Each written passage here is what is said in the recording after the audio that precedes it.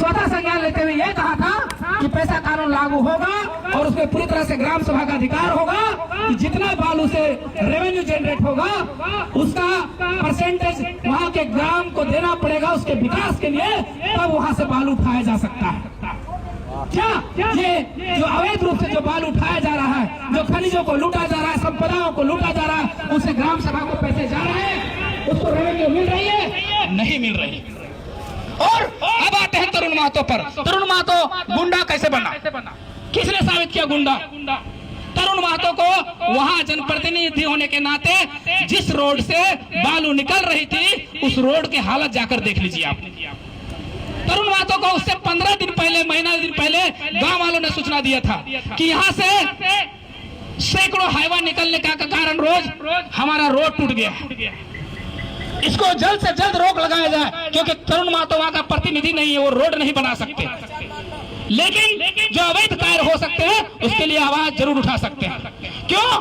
क्योंकि झारखंड लोकतांत्रिक क्रांतिकारी मोर्चा का पहला विजन रहा है कि झारखंड में जब भी किसी के साथ शोषण होगा, जुल्म होगा, अत्याचार होगा, तो सबसे पहला आवाज जेल कैंप पार्टी बनेगी।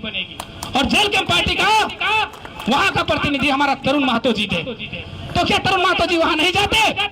एकदम जाते। अब तरुण महतो के साथ इतना बर्बरता हुई है तो हम पुलिस प्रशासन से मांग करते हैं कि जो भी पदाधिकारी इस पूरे अवैध कार्य में संलिप्त हैं उन पर जांच बैठाई जाए, और जो भी दोषी पाए जाते हैं, खास करके तरुण महतो पर जिसने लाठीचार्ज किया है, उनको जिस तरह से बर्बरता से जिन्होंने पीटा है, उनको सस्पेंड किया जाए और जिस तरह से हम लोगों ने एफआईआर किया है उस पर काम हो और उसको भी उसी तरह सजा मिले जिस तरह से तरुण महतो को सजा मिला, उसको सजा मिले, ताकि आने वाला जो जनरेशन है, जो झारखंड की जनता है, पुलिस प्रशासन पर विश्वास जाग उठे।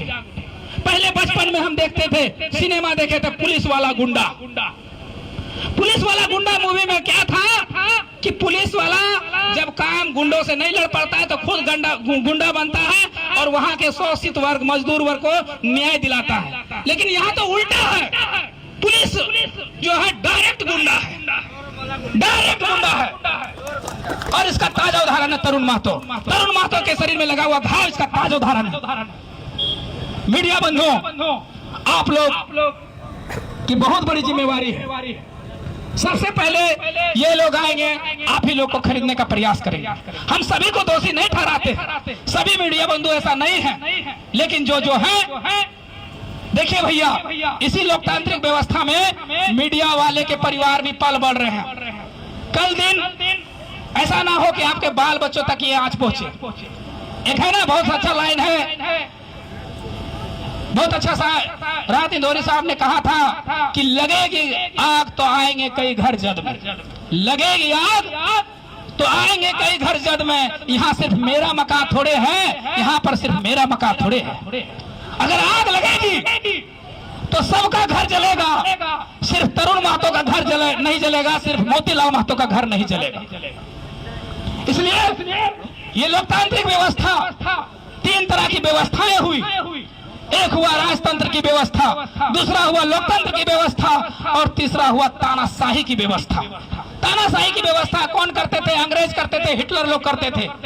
यहाँ तो झारखंड में तानाशाही की व्यवस्था लागू कर दिया गया है और लोकतंत्र की दुहाई देते हैं। आप सीधा और डायरेक्ट घोषणा काहे नहीं कर देते कि ये तानाशाही की व्यवस्था है? फिर जनता अपना समझेगी, जनता अपना न्याय करेगी। ऐसा ना हो कि अगर इस तरह से रवैया रहा पुलिस प्रशासन का, तो कहीं जनता अपने हाथों में हथियार ना उठा ले। क्या करेगी? मरता क्या नहीं करता, ऐसे भी मरना वैसे भी मरना तो है ही। हम जानते हैं आप लोग को माओवादी घोषित करने में भी देर नहीं लगेगा, हमको पता है। आपने पलामू के घटना को देखा होगा कुछ सालों पहले, जहां 16 आम व्यक्ति को मारकर सुला दिया गया था और कह दिया गया था कि ये माओवादी थे, उनके हाथों में हथियार रख दिया गया था। और उस समय के जो आला अधिकारी थे उनको डीआईजी तक बनाया गया था, डीजीपी तक बनाया गया था। ऐसा कहानी रचा जाता है, ऐसा झारखंड के इतिहास में, ऐसा भारत के इतिहास में पहली बार नहीं है। ये बात भी हम लोग जानते हैं, लेकिन क्या यही व्यवस्था बनाने के लिए हम लोग आप लोग को चुने थे?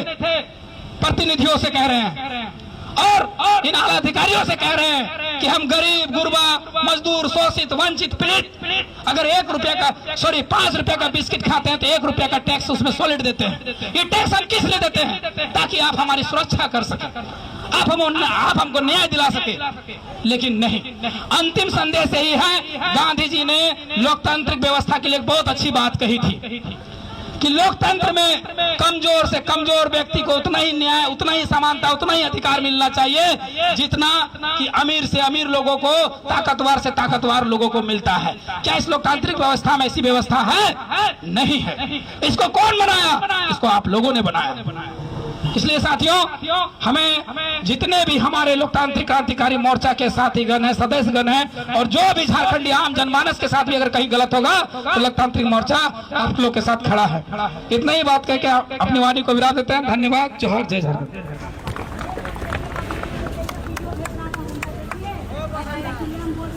धन्यवाद।